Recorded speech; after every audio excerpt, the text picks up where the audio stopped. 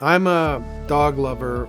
I've always had one or more dogs, and many of our clients are also dog lovers, cat lovers, pet lovers, different types. So, one of the things that is a potential problem that we all have is what happens if we die before our animal? Who's going to take care of our animal? What's going to happen to the pets if the pet owners die? So, one of the solutions to that is there's something in Arizona called a pet trust where you can create a trust, and that trust then is funded with assets from your estate. And in that trust, you name somebody as the trustee who's responsible for investing and overseeing the money. But you can also name an additional person, or you could name the trustee also as a caregiver. So the purpose of the caregiver is to take possession of the animal, take care of it, act as a new parent for the pet. And then if money's needed, the caregiver can contact the trustee and ask for money to pay the expenses or whatever, the pet veterinary bills, whatever. So the trustee then can spend the money as necessary for taking care of the pet.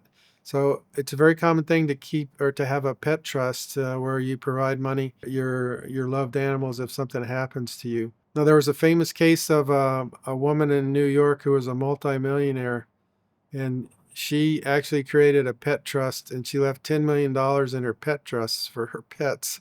She actually left more money to her pets than she did to her grandchildren. So that was actually a big story at the time. But the trusts that we make for our clients provide that as long as the pet's alive, it's going to be taken care of by the caregiver. The money that's in the trust is going to be used to take care of the pet as necessary. And then when the pet dies, the trust provides what happens to the excess money that remains in the trust. Usually people give that to other family members after the pet's gone. But a pet trust is a great thing if you have animal or two that you're concerned about and you want to make sure that they're taken care of if you die.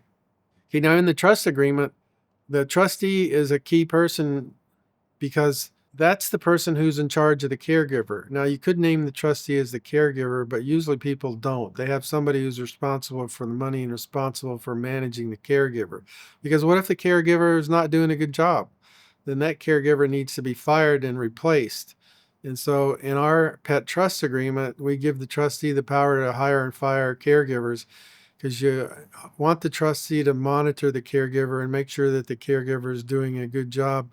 And if not doing a good job, then the trustee needs to fire that person and hire somebody to replace the caregiver. Some people ask, should I leave my pet to somebody in my will? Well, of course you can, because the purpose of a will is to say who inherits assets, and an asset would be your pet. So you can designate in your will who you want to inherit your pet, but the will is not a trust. So what the will provides is your pet's going to go directly to that person after you die, and then there's no strings attached. That person can do whatever they want with the pet. Whereas if you have a pet trust, you're keeping strings on the condition and care of the animal because you've got that trustee and you've got that caregiver. And if the caregiver is not doing a good job, the trustee can fire the caregiver.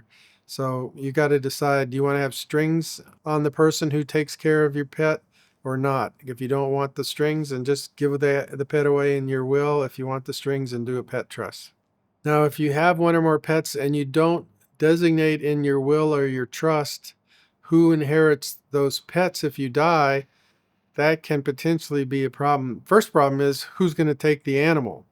Because if you haven't designated anybody, maybe nobody steps forward and is going to take your pet.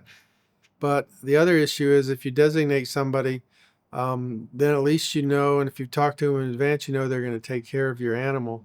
The problem is if you don't designate or don't create a pet trust or designate somebody to inherit the animal in your will is not going to name the person to take the animal. That means it's totally up in the air. If you die, who knows what's going to happen to the animal?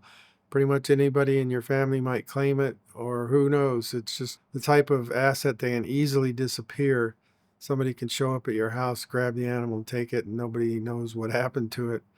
So the best thing to do is create a pet trust and coordinate with the future trustees and caregiver over what's to happen if you die and how that person's going to take care of your pets. If you do have pets and you want to take care of them, then We do have the pet trust. We can include that in our standard estate planning, comprehensive estate planning trust. But the first step is you need to hire us to do your estate plan with the trust. And then during our free conference, you'll tell us that you want to have a pet trust. And then we'll put the pet trust language in your comprehensive estate planning trust and you'll be covered.